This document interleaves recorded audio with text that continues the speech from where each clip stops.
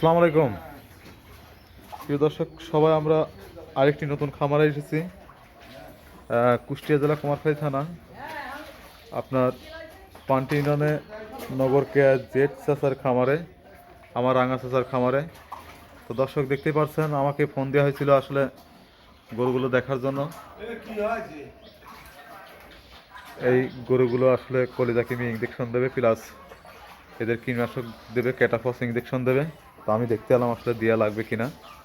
তো মোটামুটি গরুগুলো খাওয়া দাওয়া, কাকা গরু খাচ্ছে কেমন? হ্যাঁ, গরু খাচ্ছে, হ্যাঁ। তো ওদের যে খাওয়ার ভাব দেখতেছি, তাদের তো ওদের কৃমি আসো ইঞ্জেকশন। পায়খানা কেমন হচ্ছে? একটু নরম হচ্ছে। দর্শক, পায়খানা যদি মাঝে মাঝে পাতলা বা মাঝে মাঝে টঙ্ক এরকম কোনো পায়খানা হয়ে থাকে, তাহলে অবশ্যই ধরে রাখবেন এটা আসলে কৃমির সমস্যা আছে, এবং এটাকে অবশ্যই কৃমিনাশক ইঞ্জেকশন দেবেন, সাথে লিভার টনিক দেবেন, ক্যাটাফস ইঞ্জেকশন দেবেন। ঠিক আছে বিষয়টা।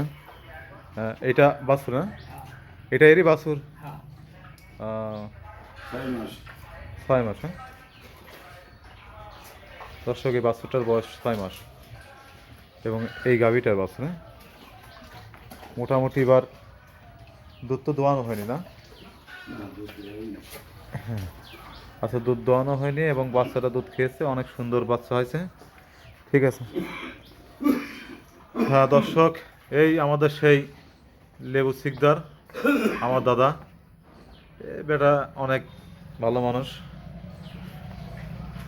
দাদা, হেবি সুন্দর করে তাকাও দাদা। এই যে অনেকে অনেক আছে না, তোমার অনেক ফলোয়ার আছে না, তারা দেখবে না। আমাদের দাদা আসলে অনেক ভালো মানুষ, অনেক ফানি মানুষ, আমাদের নিয়ে অনেক হাসি ঠাট্টা করে। আসলে এসব মানুষ মরে গেলে আর পাবো না আমরা। এটা হচ্ছে সব আমার দাদার অনেক বড় একটা বাড়ি। তো মোটামুটি আমরা সব দেখাইতে পারতেছি না দর্শক, আমরা আসলে গোয়ালে ঢুকছি, তো খামারে ঢুকছি। দাদা, এটা তো আর একটা গাভী, না? দর্শক, এটা আর একটা গাভী। এটা এটা কি পায়খানা ঠিক আছে? হ্যাঁ, হ্যাঁ, এটা পায়খানা ঠিক আছে। এটা কি এইটার বাছুর? এটা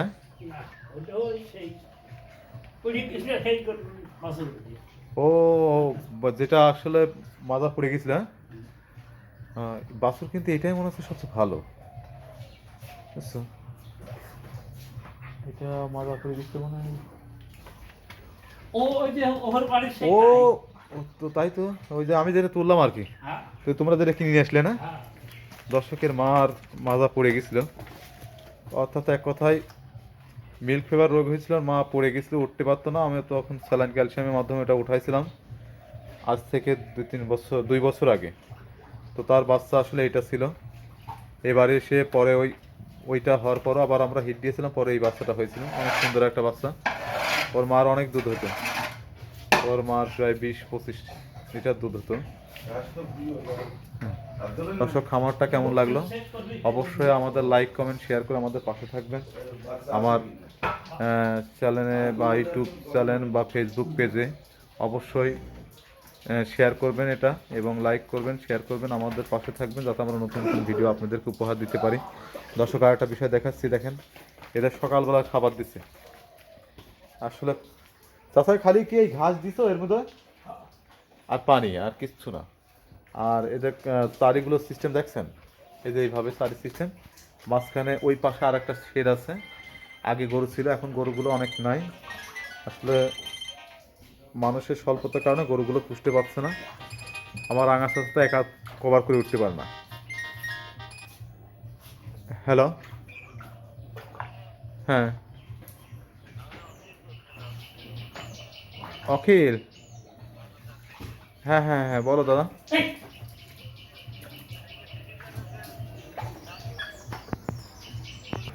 হ্যাঁ দর্শক, যেটা বলতেছিলাম, আসলে খাবারের সিস্টেমটা সব এরকম। আমার চাচা সকালবেলা শুধু ওই ঘাস দিছে আর পানি দিছে, না? চাচার মধ্যে সিটিয়ে গুট্টুর আছে নাকি? হ্যাঁ, কিছুই না। কি এরকম খাওয়া খাচ্ছে ওরা, আসলে খুব সুন্দরভাবে খাচ্ছে ওরা। তো দর্শক, এই পাশে বাছুরের সেচ ছিল, আসলে লোকের স্বল্পতার কারণে গরুগুলো সব বিক্রি করে দেওয়া হয়েছে। তো আবার ইনশাল্লাহ আবার হবে, লোক পাইলে পরে আবার গরুগুলো আবার কিনবে। চাচা তাহলে তো খামার এখন এগুলোই গরু আছে না? হ্যাঁ। তো দর্শক আমরা আবার জেড খামারের নতুন কোনো আপডেট পেলে অবশ্যই আবার ভিডিও দেবো। এবং তুমি তো সকালবেলা এই খাবারই খাও না? আচ্ছা ঠিক আছে, তো দর্শক ভালো থাকবেন, আবার দেখা হবে নতুন কোনো খামারের ভিডিও নিয়ে। আল্লাহ হাফিজ।